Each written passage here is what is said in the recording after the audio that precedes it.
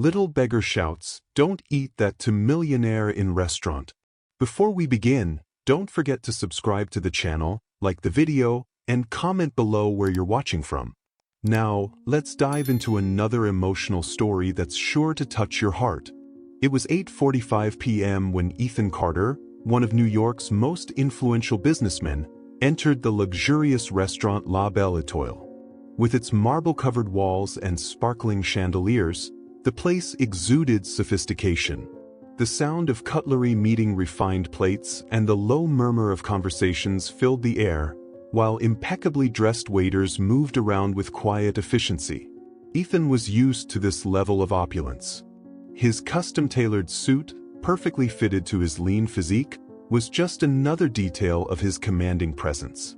He was the kind of man whose mere presence transformed a room, the kind that drew looks of admiration and respect, or sometimes envy. That night, Ethan had a business dinner scheduled with potential international investors. Multi-million-dollar contracts were on the agenda, and he knew he needed to make an impression.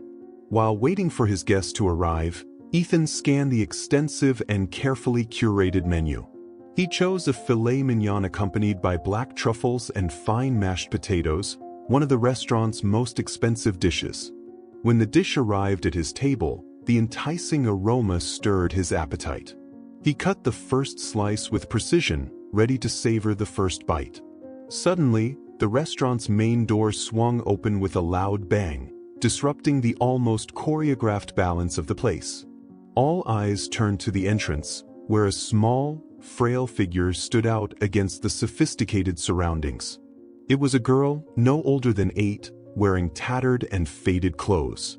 Her hair was disheveled, and her dirty cheeks bore traces of dust and tears. "Don't eat that," she shouted in a high-pitched, trembling voice, pointing directly at Ethan. The tension in the room instantly rose.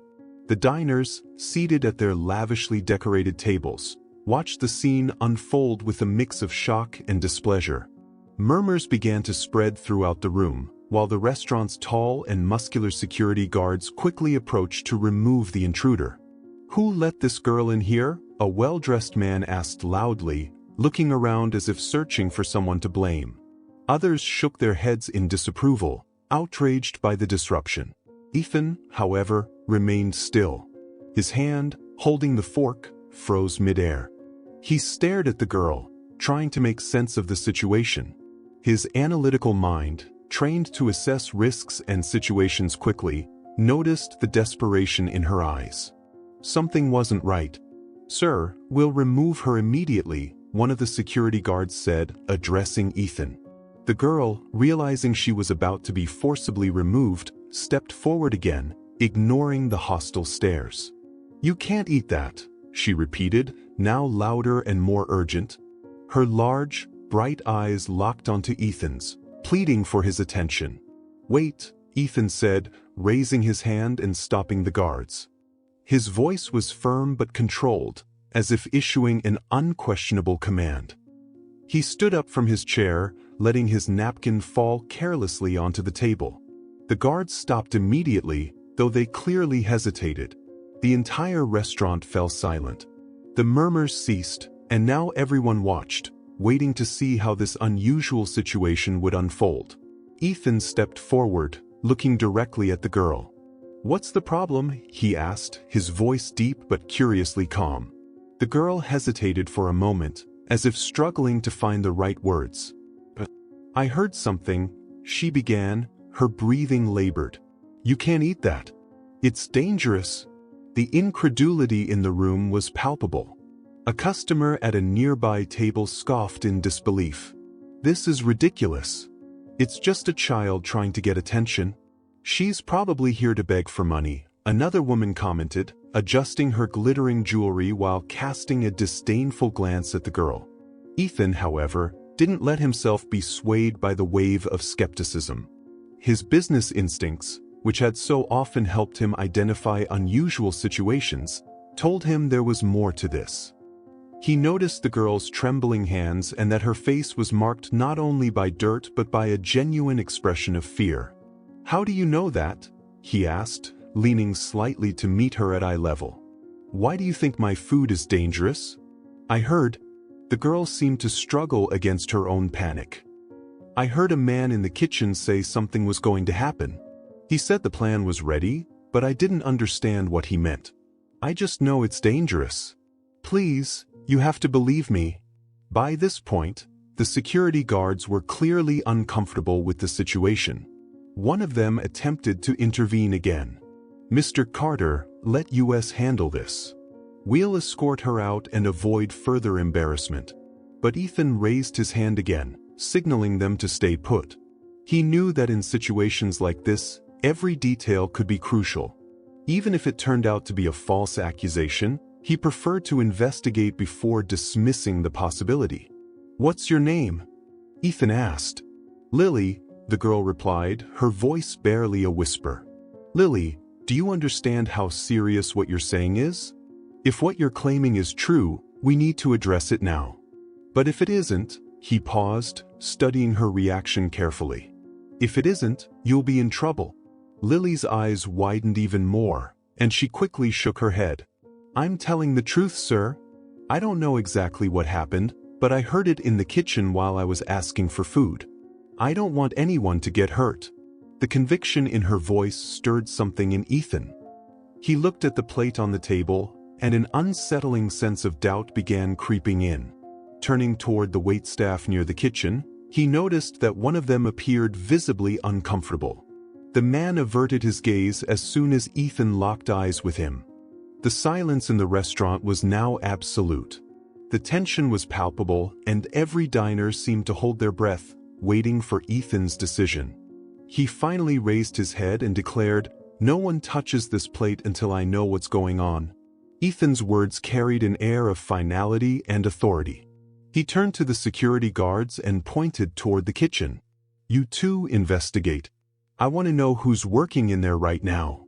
As the guards moved, Lily exhaled deeply, as though simply being heard had lifted a weight off her shoulders. She looked at Ethan with gratitude and said in a near whisper, "Thank you for believing me." Ethan didn't respond immediately. His eyes remained fixed on the plate in front of him, as if he could sense that the night was far from over. Something about this unexpected encounter told him his life was about to change, and he had no idea how. The air in La Belle Etoile felt heavier than ever. Every gaze was fixed on Ethan Carter and the little street girl who had dared to interrupt such a refined evening. Lily, with her hunched shoulders and trembling hands, seemed even smaller standing before Ethan's imposing figure. The courage it took to invade such a luxurious space was beginning to crumble under the weight of the judgmental and scornful stares.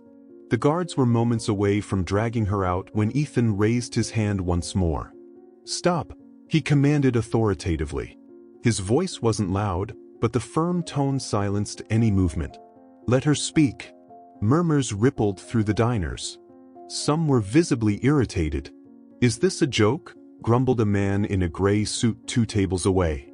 "I can't believe Carter, one of the most influential businessmen in the country, is wasting time on this. This is ridiculous," muttered a woman with a pearl necklace. "This restaurant should do a better job of controlling who they let in." Ethan ignored the comments. His eyes remained fixed on Lily. There was something about the way she trembled, the intensity of her frightened gaze, that intrigued him. "Now, Lily," he said, leaning slightly toward her, "I want you to tell me exactly what happened. Be clear." Lily swallowed hard. Her face was pale, and she seemed to struggle against her fear. But when she spoke, her voice was clear, though trembling. "I was in the kitchen, asking for food. I always come here to ask for leftovers. Sometimes they give me some." She paused, her chest rising and falling rapidly. "Today, I heard 2 men talking. One of them said the plan was ready, and that the main dish should go to that important man. I didn't understand much, but I felt something was wrong." Ethan frowned. He leaned closer, trying to catch every nuance of her words. "Are you sure about what you heard? You weren't confused or imagining things?" Lily shook her head vigorously. "I'm sure, sir. I don't know exactly what they meant, but their tone, it sounded dangerous. I got scared, When I saw it was you, I knew I had to warn you." The murmurs in the dining room grew louder. "She's probably making this up for attention," a customer said. "It's all a setup to get money. Maybe she's part of a bigger scheme," another speculated. Ethan lifted his head and shot a look that immediately silenced the comments. Then he turned back to Lily once more. "How did you know the plate was mine?" Lily hesitated but answered honestly. "One of the waiters brought it to you. I saw when he served it. And I heard someone say the plan was working." Ethan took a deep breath. There was something disconcertingly genuine about the way she spoke. But as a naturally skeptical man, the situation seemed absurd. Still, he wasn't willing to dismiss the possibility, not while there was even a sliver of chance that her warning was real.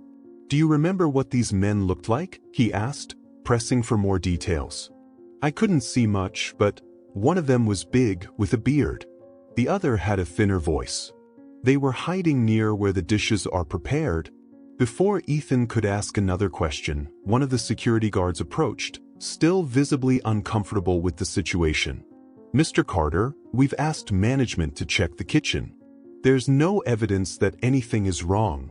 "Evidence takes time to uncover," Ethan replied firmly, staring down the guard. "I want a full investigation. No one leaves or enters the kitchen until we have answers." The guard nodded reluctantly and moved away to carry out the orders. Meanwhile, Ethan looked at the plate on the table. The aroma, once so inviting, now seemed suspicious. He approached slowly, analyzing every detail. The sauce glistened under the restaurant's lights, but something about it made him hesitate. He wasn't sure if it was intuition or paranoia, but something felt off. Lily took a step forward, as if to reinforce her warning. "Please don't eat that, sir. It's dangerous." The businessman turned his attention back to her, weighing his words. "Why do you care, Lily? You don't know me. You have nothing to gain from this." Lily's eyes filled with tears. Because I know what it's like to lose someone. I couldn't let you be in danger." Her words struck a chord in Ethan. He remained silent for a moment, reflecting on the sincerity in the girl's voice. It wasn't easy to deceive him. Years in the business world had given him an almost infallible radar for lies and manipulations.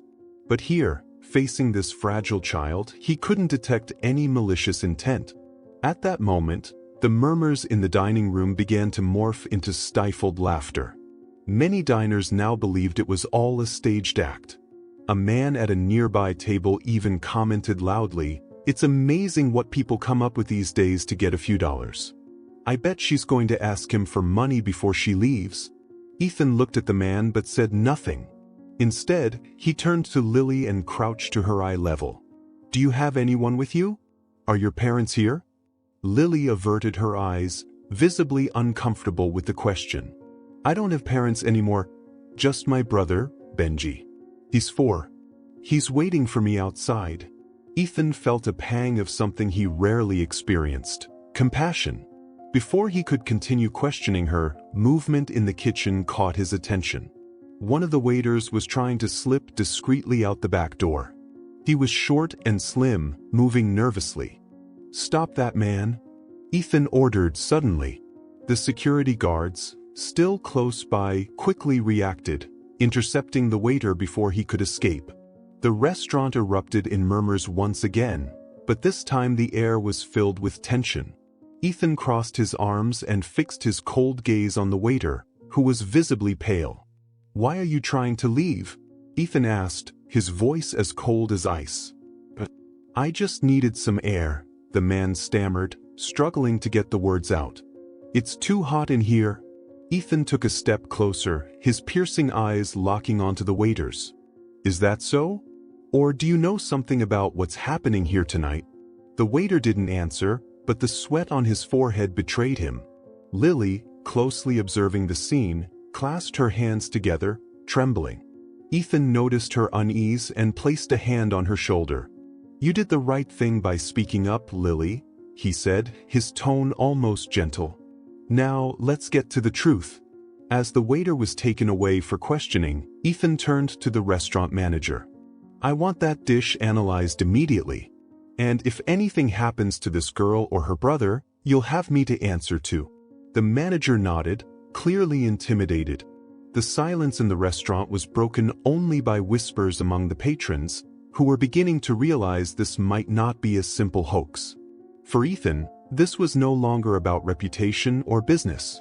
Something far more serious was at play, and he was determined to uncover it. The atmosphere at La Belle Étoile had transformed. The refined murmurs and reserved smiles had been replaced by looks of uncertainty and a heavy silence. Ethan Carter, always the most confident and composed man in any room, now felt a pressure he hadn't experienced in years. Yet he maintained his impassive demeanor, a skill he had mastered in the cutthroat world of business. He stood up fully, adjusting his jacket, and cast a sharp look at the restaurant manager. "I want the kitchen investigated immediately," he commanded, his voice resonating with unquestionable authority. "And no one, absolutely no one, leaves this place until we have answers." The manager, a middle-aged man with a pristine appearance, hesitated for a moment, glancing at the security guards for support. But Ethan's tone left no room for debate. The manager quickly nodded and disappeared through the door leading to the kitchen, calling for his staff. Ethan turned his attention to Lily, who stood a few steps away. Her tattered clothes and dirt-streaked cheeks were in stark contrast to the luxurious surroundings. Despite her fragile appearance, there was a determination in her eyes, as if she was resolved to be heard, even with the world against her. He crouched down to her level. "Lily, I need you to tell me everything. Don't leave anything out. Who are you and your brother? What happened to you?" Lily hesitated, her small hands trembling as she gripped the hem of her worn sweater. She glanced around at the other patrons, who were still whispering and casting critical glances her way. Sensing her discomfort, Ethan gestured to the security guards. "Give us some privacy," he said, then guided Lily to a quieter corner of the dining room. Sitting in a chair beside her, Ethan waited patiently. Finally, Lily began to speak, her voice small and hesitant. "My brother and I, we live on the streets. Benji is only 4. He's waiting for me outside. I told him to stay hidden while I came in here." Ethan frowned. "Why are you on the streets? What about your parents?" Lily lowered her gaze, nervously fidgeting with the sleeves of her sweater. "My mom, she died a few months ago. She got sick, but we didn't have money to help her. She did everything to take care of us, even when she didn't eat so there'd be food for me and Benji." The raw honesty in Lily's voice struck something deep in Ethan. As a man who had everything money could buy, he couldn't fathom the desperation of fighting for survival like that. "And your father?" he asked, his tone softer. "He was never around," Lily answered quickly, a hint of bitterness in her voice. "My mom said he left before I was even born. She tried to give us everything, but when she was gone, there was no one." Ethan ran a hand over his chin, absorbing her words. As much as he wanted to focus on the immediate danger, the girl's story stirred something inside him. He wasn't a man easily moved, but the weight in her eyes was impossible to ignore. Before he could ask further questions, hurried footsteps caught his attention. Turning his head, he saw a waiter emerging from the kitchen with quick, clumsy movements, as though trying to slip away unnoticed. Something about him seemed off. His tense posture, the sweat on his forehead, and his avoidance of any eye contact. Ethan was instantly on alert. He could recognize the behavior of someone hiding something. Without hesitation, he stood and signaled to the security guards. "Stop that man now," he ordered. The guards reacted immediately, intercepting the waiter before he could reach the exit. The man tried to resist, but he lacked the strength to break free. His once pristine white shirt was now wrinkled and marked with sweat stains. He glanced around, desperately avoiding Ethan's piercing gaze. "Why are you trying to leave?" Ethan asked, approaching the waiter with calculated steps. His voice was low, but it carried an unmistakable authority. "What do you know that we don't?" The waiter stammered, his words coming out disjointed. "I just needed some air." I'm not feeling well, that's all. Lies, Ethan shot back without hesitation. He turned to one of the guards. Search him. The man protested weakly, but the guards began checking his pockets. Within seconds, they found a small glass vial containing a clear liquid. Ethan took the vial and held it up to the light, scrutinizing it. What is this? He demanded, his eyes narrowing as he glared at the waiter. Speak now. The man remained silent, his face pale as a sheet. He seemed paralyzed by panic, unable to form a coherent response. His silence only confirmed Ethan's suspicions. Take him to the office, Ethan ordered the guards. I want him questioned until we get answers. As the guards dragged the waiter away, Ethan turned his attention back to Lily. She looked relieved but still nervous. Her eyes followed the men as they disappeared through the door. I told you it was dangerous. I knew it, she murmured. Ethan nodded, acknowledging the critical role Lily had played. You did the right thing by warning me, Lily. Now we need to make sure you and Benji are safe. He glanced around, noticing that the other diners were still watching with curious eyes. Ignoring their murmurs, he turned to the manager, who had just reappeared from the kitchen looking worried. I want a full analysis of this dish and anything suspicious found in the kitchen. Call the police too? The manager nodded, looking nervous. Yes, Mr. Carter. We're already working on it. Ethan sighed and turned his attention back to Lily. He knelt down in front of her again, speaking in a softer tone. Now, I need to know, where is your brother? He's outside, near the back entrance, Lily replied. I told him to stay hidden because I didn't know if they'd let me in here. Ethan nodded, making a quick decision. I want the guards to bring Benji here now. And while they do that, Lily, you're staying with me. I won't let anyone hurt you. The girl blinked, surprised by the firmness in Ethan's words. For the first time in a long while, she felt that someone truly cared.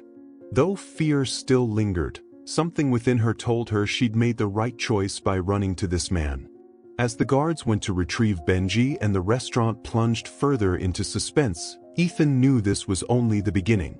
The truth was slowly emerging, and he was determined to uncover just how far the dark intentions that nearly cost him his life extended. The ambience at La Belle Étoile was thick with tension. The restaurant's characteristic sophistication had been replaced by an air of suspense as the staff scrambled to follow Ethan Carter's orders. The businessman stood resolutely by Lily's side, who watched everything with a worried expression, her small fingers nervously gripping the hem of her worn sweater.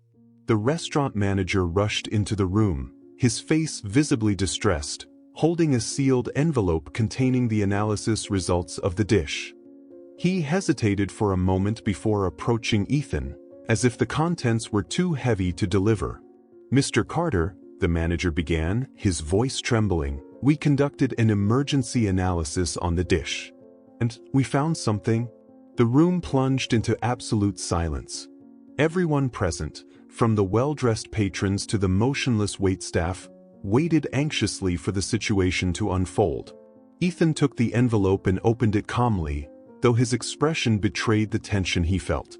He carefully removed the paper and read its contents. A deeper seriousness washed over his face as he scanned the words again, as if trying to confirm what he had just read. Toxic substance, Ethan murmured to himself. His jaw tightened, and he clenched the paper in his hand. Sir, we have no idea how this happened, the manager hastily added, desperate to explain. That substance should never have been in our kitchen. This is completely unacceptable and we're investigating urgently. Ethan raised his hand, silencing him. He looked directly at Lily, who stood beside him with wide eyes. You were right, he said plainly. You really did save my life. Lily, who hadn't realized she was holding her breath, exhaled in relief. For a brief moment, pride and gratitude crossed her face, but they were quickly replaced by uncertainty. She knew there were still questions to be answered. The murmurs among the patrons grew louder. Some expressed shock at the revelation, while others questioned how such a grave incident could occur in such a prestigious restaurant. This is unacceptable. How can we trust this place now? A woman with a diamond necklace exclaimed, visibly distraught. They need to shut this place down immediately, shouted another man. Ethan ignored the growing commotion. He knew the answers weren't in the customers' complaints but in Lily's words. He crouched down again, meeting the girl's eye level. His expression was serious, but his tone remained controlled. Lily, I need you to tell me exactly how you knew about this. Everything you heard, every detail. Lily stared at her feet, clearly uncomfortable under Ethan's intense gaze. She took a deep breath before speaking. I was in the kitchen, near the area where they put the leftovers. I always hang around there because sometimes the cooks throw away food that's still good. That's when I heard two men talking. Ethan nodded, encouraging her to continue. What did they say? One of them was whispering, speaking low, but I could hear them because I was so close. He said something about the plan being in motion and that everything needed to look like an accident. I didn't know what it meant at the time, but when I saw it was you who would eat, I couldn't stay quiet. Ethan's heart raced. The way Lily described the conversation was straightforward and detailed, making it impossible to ignore. Yet, his analytical mind couldn't shake a shadow of doubt. How could someone so young pick up on something so significant? Could she have some hidden motive? Lily, he said, leaning slightly forward. I need you to be completely honest with me now. Why were you in the kitchen tonight? And how did you manage to hear this so clearly? Lily's eyes filled with tears, and her breathing quickened. She seemed to wrestle with the weight of the question. But I wasn't doing anything wrong, I swear. I was just trying to get food for Benji. We hadn't eaten all day, and he was hungry. I was too. That's why I was so close. And I heard it because they weren't paying attention to who was nearby. I didn't know what to do, but I knew I had to warn you. The sincerity in her voice was undeniable, yet Ethan sensed there was more to the story. He knew from experience that appearances could be deceiving. And you're sure you've never seen these men before? They didn't look familiar to you? Lily shook her head quickly. No, sir. I've never seen them before. I don't even know who they were. I just heard what they said and I got scared. Ethan studied her for a long moment, searching for any trace of deceit in her expression. But all he saw was fear, exhaustion, and desperate honesty. He took a deep breath and nodded. All right, I believe you, he finally said, watching Lily's shoulders relax slightly. But we need to figure out who's behind this and why. This isn't just about you or me. If someone tried this here, they might try it again. At that moment, one of the security guards approached. Mr. Carter, we've brought the boy. He's safe, but he seems scared. Ethan nodded and looked at Lily. Your brother is here. I'll make sure he's all right. But before that, I need you two to stay somewhere safe. It's not safe for you to go back to the streets until we figure out who's responsible. Lily's eyes widened. You're going to help us? I won't let anyone hurt you or Benji, Ethan replied firmly. But I need your help too. Can you do that? She hesitated for a moment but then slowly nodded. Yes, sir. I can. Ethan stood and extended his hand to Lily. Now let's make sure your brother is okay. After that, I'll find out who tried to kill me and why. As they walked toward where Benji was, Ethan felt a mix of relief and determination. Lily had saved his life, but the threat still loomed. And he knew he wouldn't rest until every piece of this puzzle was in place. The lights of New York City illuminated the sleek black SUV cruising at a steady pace through the streets. Inside, Ethan Carter sat in the back seat with Lily beside him, and Benji, only 4 years old, sleeping soundly on his sister's lap. The boy's face was smudged with dirt, and his worn-out clothes starkly contrasted with the car's immaculate leather interior. Ethan watched the children in silence, his mind racing. He had made a quick decision. There was no way he could leave Lily and Benji to fend for themselves after everything that had happened. The incident at the restaurant and the discovery of the toxic substance in his dish had made it clear that someone was trying to kill him. But who? And what? His thoughts were interrupted by a discreet but unmistakable sound. a message notification on his phone. He picked it up and read the screen. "Walk away from this, Ethan. Forget what happened tonight. For your own good." A wave of tension ran through his body. The message was clear and threatening. He glanced out the window, as if expecting to spot the sender lurking in the shadows of the streets. Ethan held onto the phone but decided not to respond. He knew this was just the beginning. In his world, threats weren't uncommon, but this time was different. The involvement of Lily and Benji complicated everything. He needed to protect these children, especially since Lily's courage had saved him from near-certain death. "Is everything okay?" Lily asked in a whisper, noticing Ethan's tense expression and sensing that something was wrong. He forced a smile. "Yes, everything's fine. I'm just thinking about what to do next." Lily glanced at her sleeping brother and then back at Ethan. "You shouldn't help us. This could put you in danger. I only wanted to warn you at the restaurant, but now it's my responsibility to make sure you two are safe," Ethan interrupted, his tone firm. "You did the right thing, Lily. And I'll do the same." The SUV pulled into the parking lot of a 5-star hotel in the city center. The doorman opened the door, and Ethan stepped out first, carefully helping Lily down while she carried her brother in her arms. Benji didn't wake up, too exhausted to notice the change in surroundings.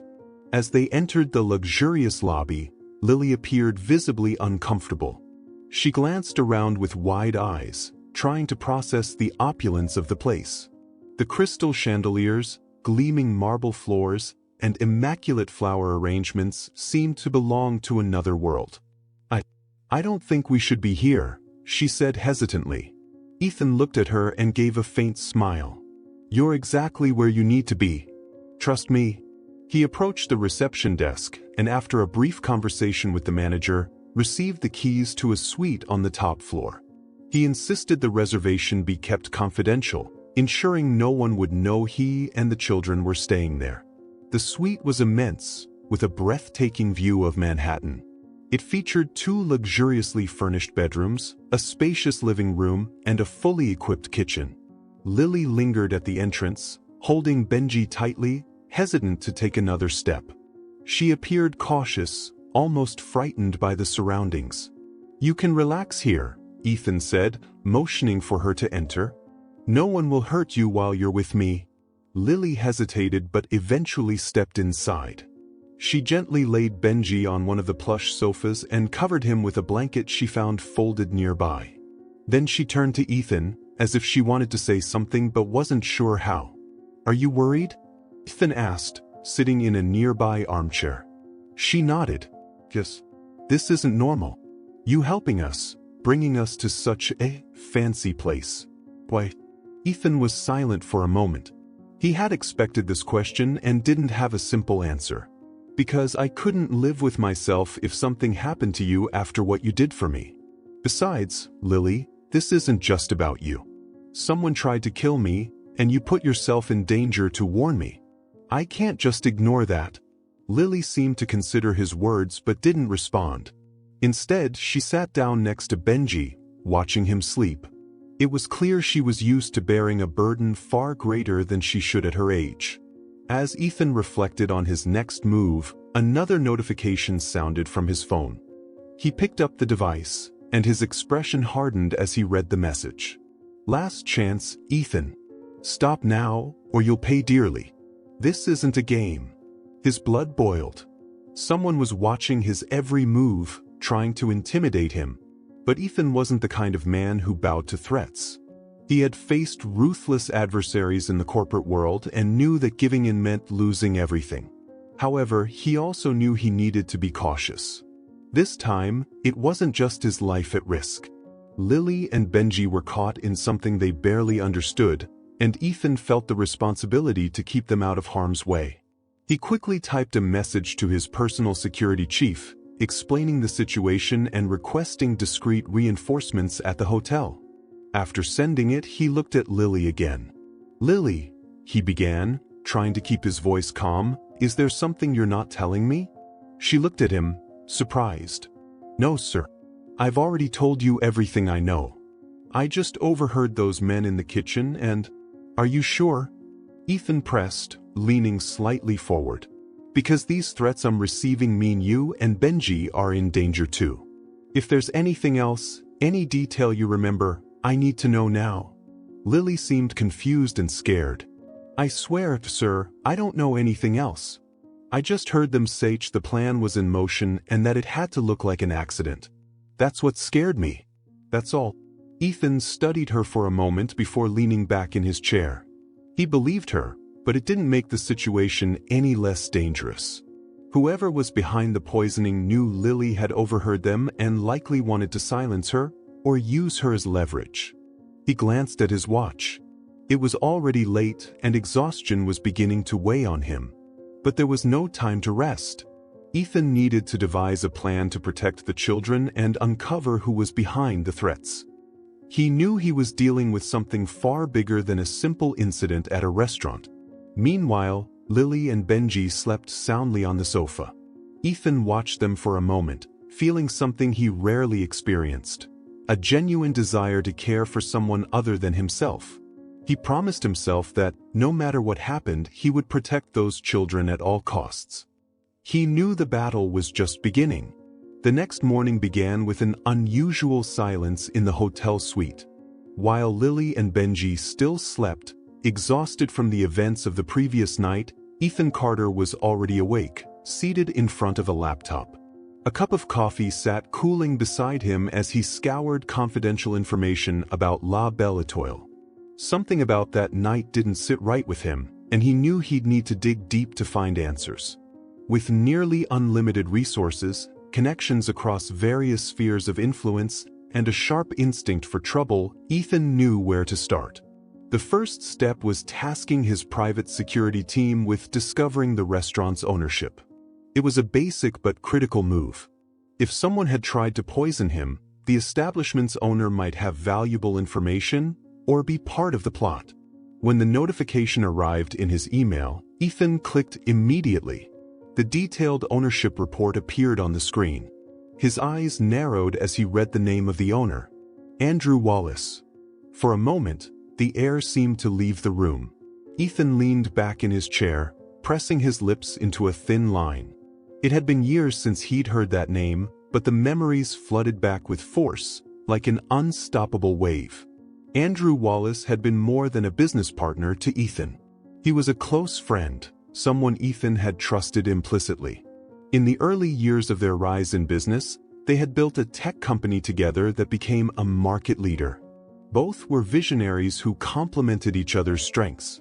While Ethan was strategic and analytical, Andrew was charismatic and persuasive, the public face of the company. But the partnership began to crumble when Ethan discovered Andrew's involvement in illegal practices. He was embezzling money from significant contracts and bribing executives to gain undue advantages. The discovery devastated Ethan, who had always prided himself on ethical business conduct. Ethan confronted Andrew personally. The argument was heated, filled with accusations and shouting. Andrew showed no remorse. On the contrary, he tried to justify his actions as necessary for the company's growth. For Ethan, that was the final straw. He severed all ties, bought out Andrew's share in the company, and ensured he was removed from the board. In the months that followed, Andrew tried to rebuild his career, but his reputation was irreparably damaged. He never forgave Ethan for exposing him and blamed his former partner for his downfall in the business world. Ethan slammed the laptop shut and ran his hands over his face. Now it all made sense. Andrew Wallace still harbored resentment and was willing to do anything to exact his revenge. The idea that Andrew had orchestrated the poisoning at the restaurant no longer seemed like a coincidence. It was a calculated, cold attack designed to look like an accident. Standing up, Ethan grabbed his phone and called his head of security, an experienced man named Mark Daniels. When Mark answered, Ethan got straight to the point. "Mark, I found out the restaurant belongs to Andrew Wallace," he began, his voice laced with determination. "I need you to find everything you can about him. I want to know where he is, who he's working with, and what he's been up to in recent years." "Understood, Mr. Carter," Mark replied. "I'll make this a top priority. Do you have any evidence directly linking Andrew to the incident?" "For now, just assumptions based on the past," Ethan admitted. "But I'm certain he's behind this." "Find out everything you can." As the call ended, Ethan leaned back in his chair, trying to organize his thoughts. He knew that if Andrew was involved, things would get worse before they got better. Andrew was ruthless and intelligent, and he didn't care about collateral damage. Lily entered the room shortly after, still wearing the same clothes as the day before. Despite her tired appearance, there was a determined look in her expression. She observed Ethan for a moment before asking, "Did you figure out who tried to hurt you?" Ethan hesitated. He didn't want to alarm her more than she already was, but he also knew she had the right to know since she was involved. "Maybe," he replied. "There's a chance the restaurant owner is behind this. Has a reason to want revenge on me." Lily frowned. "Is he a bad person?" "Yes," Ethan replied without hesitation. "And dangerous?" The girl was silent for a moment before asking, "What do we do now?" "I'm going to protect you, Lily. But I also need to make sure he doesn't hurt anyone else. That means I need concrete evidence to bring him to justice." Lily nodded, though she seemed a little confused by the complexity of the situation. She sat on the sofa next to Benji, who was still sleeping soundly, and pulled the blanket up to cover him better. As Ethan considered his next steps, another notification arrived on his phone. He unlocked it and read a new anonymous message. "You're not going to give up, are you? Be careful, Ethan. You don't know who you're dealing with." This time, Ethan smiled. The message, though threatening, was exactly what he needed. It confirmed that someone was monitoring his movements, which meant he was on the right track. For the first time, Ethan replied with a simple phrase. "I'm waiting for you." He knew it was risky, but he also knew he needed to provoke the perpetrator into making a mistake. Andrew, or whoever was behind the messages, was underestimating Ethan's determination. A few hours later, Mark Daniels returned with new information. "Mr. Carter, it seems Andrew Wallace has been using the restaurant as a front for various illegal activities, including money laundering. He's also been seen recently meeting with individuals involved in the financial underworld." Ethan clenched his fists. "So he's exactly where I expected him to be, at the center of something corrupt?" "Yes, sir. But that also means he has powerful allies. If you keep digging, you could become an even bigger target." "I'm already a target, Mark. The difference now is that I know who's behind it." Ethan paused, glancing at Lily and Benji. "But I'll make sure they're not caught in the crossfire." Ethan knew he couldn't face Andrew alone. He began formulating a plan, involving his most trusted contacts and the resources he had accumulated over the years. This time, he wouldn't just defend himself, he would strike back with everything he had. While Lily played quietly with Benji on the other side of the room, Ethan felt a new determination forming within him. Andrew Wallace had made a grave mistake by trying to use the past against him. Now, Ethan was ready to put an end to this story once and for all. Ethan Carter was a man accustomed to unraveling mysteries. Throughout his career, he had overcome complex challenges in the business world, but nothing had prepared him for the web of corruption now before him. With each new lead uncovered by his security team, a clearer and more disturbing picture of Andrew Wallace emerged. In the days following the incident at La Belle Étoile, Ethan devoted all his energy to the investigation. He utilized powerful contacts and a highly skilled team to trace Andrew Wallace's connections. What began as a suspicion turned into a shocking discovery. The restaurant, supposedly one of New York's most renowned establishments, was actually a front for a money laundering scheme. Shell companies, suspicious international transfers, and inflated contracts were among the illegal activities Ethan uncovered. But the most alarming revelation was that Andrew also leveraged his network for influence peddling. Politicians, businessmen, and even members of law enforcement seemed to be involved, ensuring Andrew had protection from any formal investigation. Ethan compiled all the data into a detailed dossier. He knew he had enough evidence to destroy Andrew, But he also understood the danger this posed.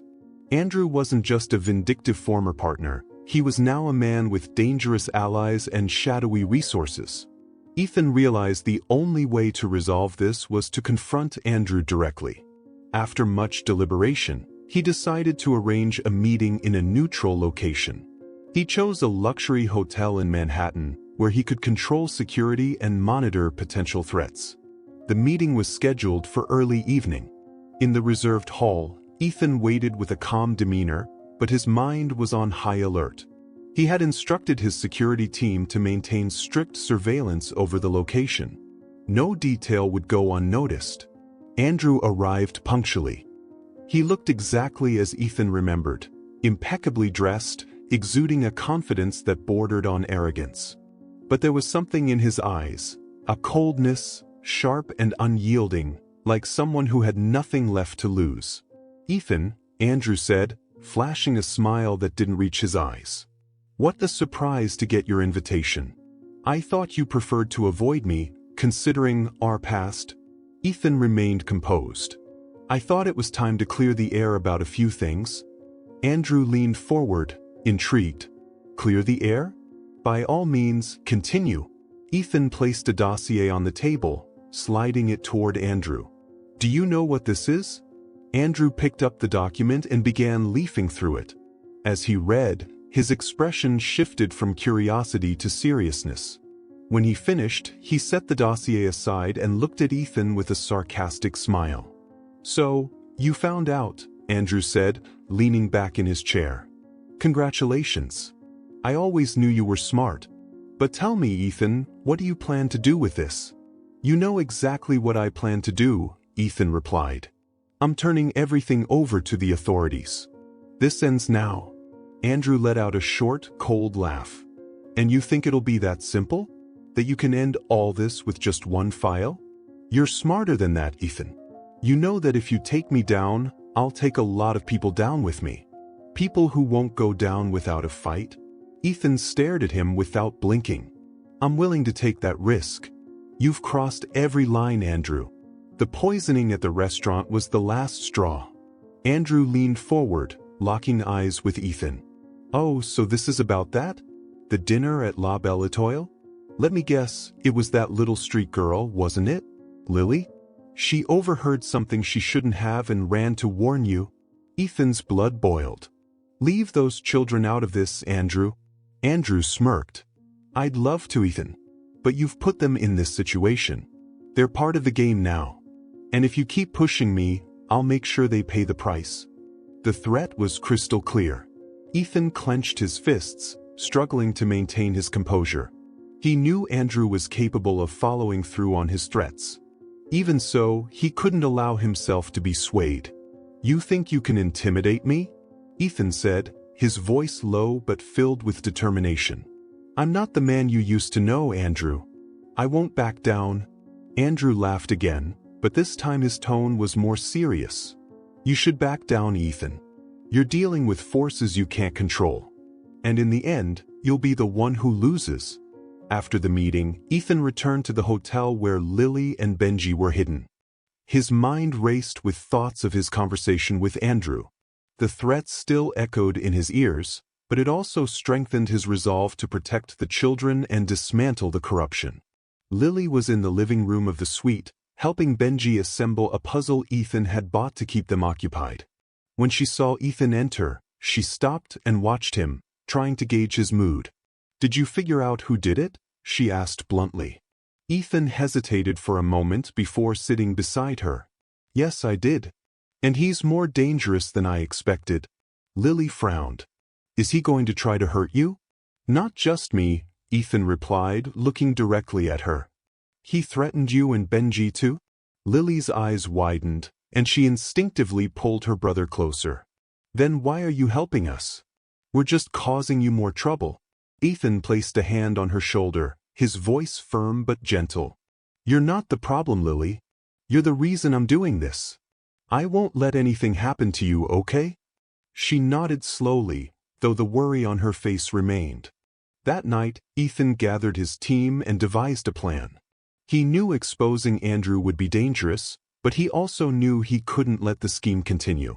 Using the evidence he had, he decided to coordinate a joint operation with the authorities, ensuring the impact would be devastating and that no one involved could escape. Meanwhile, he reinforced security around the hotel and arranged constant surveillance for Lily and Benji. Ethan was determined to fight, not just for himself, but for the two children who had placed their trust in him. He knew the coming days would be critical, and that a final confrontation with Andrew was inevitable. But this time, Ethan was prepared for anything. The tension in Ethan Carter's makeshift command center was palpable. The room, usually reserved for high-stakes business strategy meetings, was now filled with police officers and members of his private security team. Maps and blueprints of La Belle Etoile and other properties owned by Andrew Wallace were spread across the large oak table. At the center, Ethan stood firm, commanding the operation with his characteristic authority. "We need to dismantle everything at once," Ethan declared, pointing to marked locations on the maps. "If we hit just one site, Andrew will have time to react and cover his tracks. He needs to be caught off guard." The head of the police operation, Captain Harris, nodded. "We'll synchronize the teams. The restaurant will be our initial target. Once we're inside, we'll need immediate access to computers and files. It's crucial that we capture Andrew before he has a chance to escape." "And what about Lily and Benji's safety?"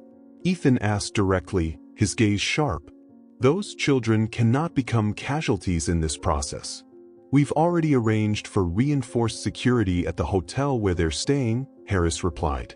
"2 agents will be monitoring the location around the clock." Though not entirely satisfied, Ethan knew they couldn't delay any longer. It was now or never. Andrew had played with innocent lives for far too long, and Ethan was determined to put an end to it, even if it meant putting himself in danger. On the night of the operation, La Belle Etoile was functioning as usual, with patrons entering and leaving, unaware of what was about to unfold. Undercover agents mingled with the diners, while others positioned themselves around the perimeter, ready to act.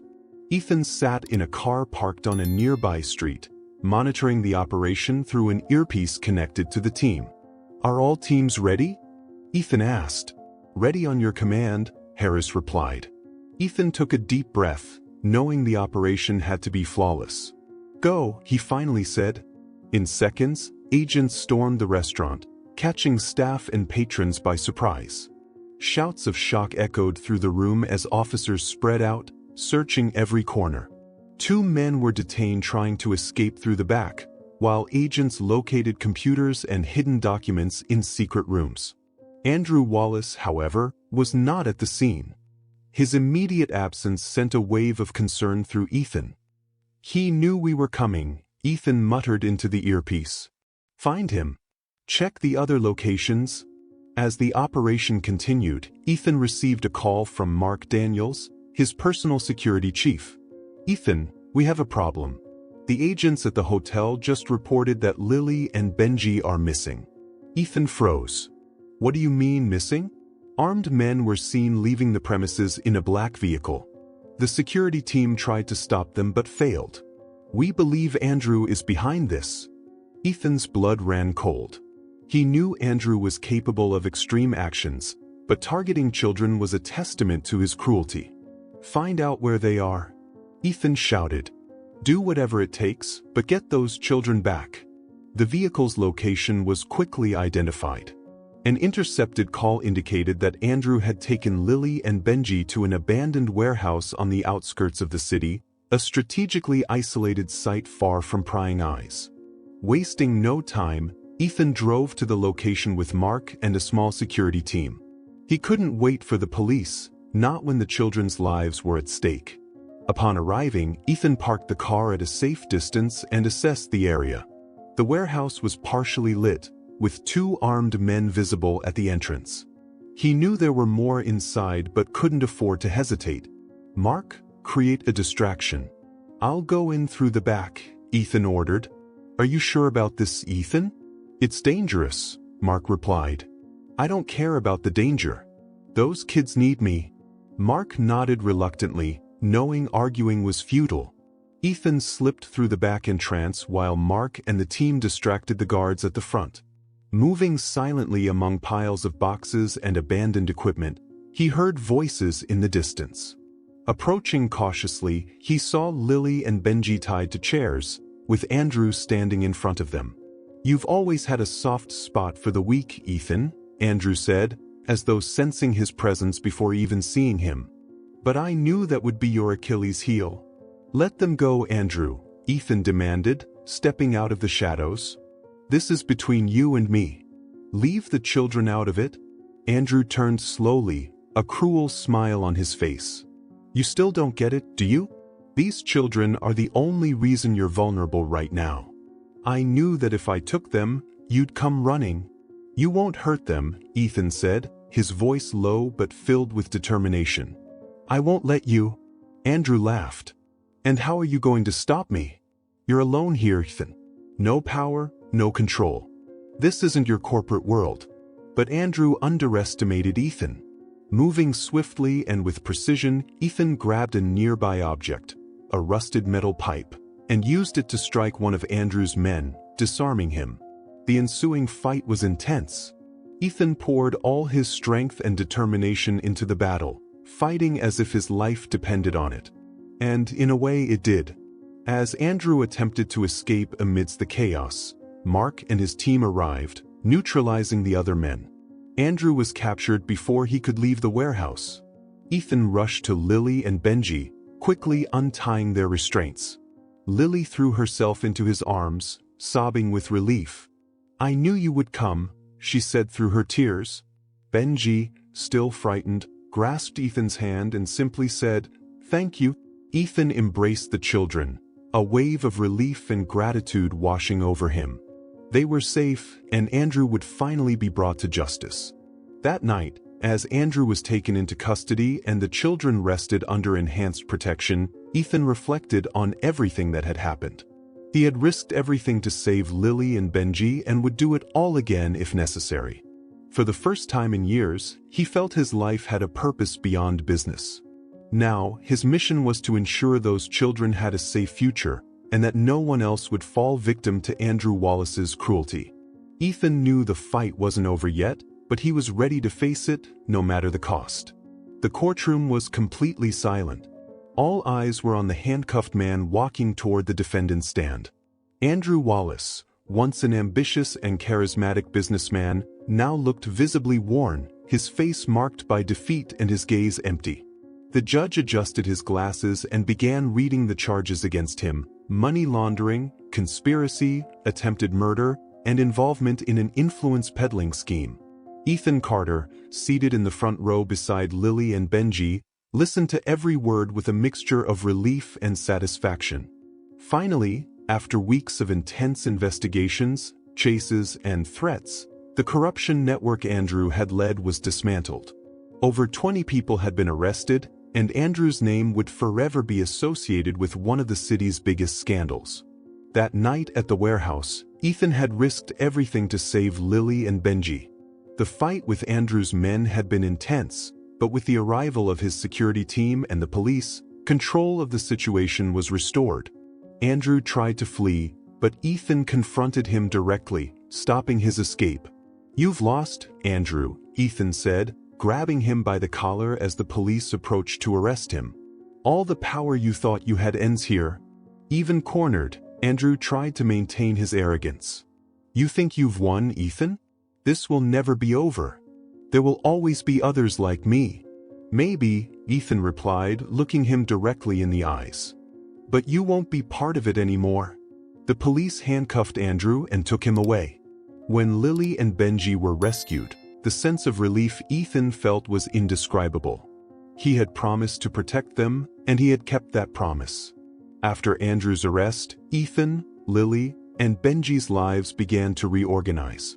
In the days that followed, the two siblings remained under his care as he worked to formalize their adoption. The process was swift, thanks to Ethan's resources and the absence of other relatives to claim custody of the children. On the morning the judge signed the adoption papers, Lily ran to Ethan and hugged him tightly.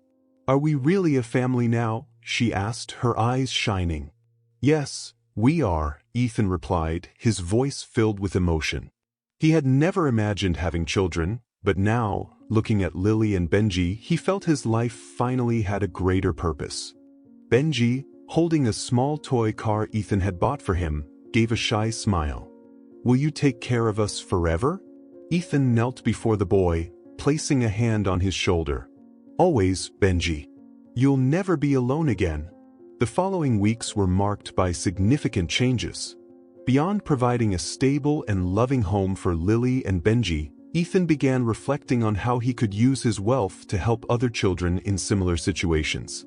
He couldn't forget Lily's words, how, even in her innocence, she had said she couldn't stay silent while he was in danger. This inspired the creation of the Carter Foundation for Children's Hope, an organization dedicated to assisting homeless children.